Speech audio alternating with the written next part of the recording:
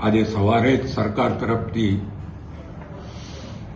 ગઈકાલે જે મુખ્યમંત્રીએ જાહેરાત કરી હતી અને આજે અમારી પાસે જે પરિપત્ર મોકલવામાં આવ્યો છે કે બાયલી વિસ્તારની ટીપી 3 અને 4ના કેટલાક વિસ્તારોમાં જે લોકોની લાગણી અને માંગણી હતી અને 22ની ચૂંટણીમાં બાયલી ખાતેની જાહેર સભામાં અમે જાહેરાત કરી હતી કે બાયલીમાં અસાનદારો આવશે.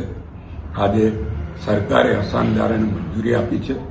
ત્યારે હું આપના મારફત ભારતીય જનતા પક્ષની ગુજરાત સરકાર અને ખાસ કરીને માનનીય મુખ્યમંત્રી ભૂપેન્દ્ર પટેલને નાયબ મુખ્યમંત્રી હર્ષ સંઘવીનો દિલથી આભાર માનું છું અને બાયલીની તમામ પ્રજાને અભિનંદન આપું છું. ભવિષ્યમાં સમગ્ર બાયલી વિસ્તાર આસાનદારામાં સમાવેશ થાય એના માટેના પ્રયત્નો પણ અમારા ચાલુ રહેશે એવી ખાતરી પણ આપું છું.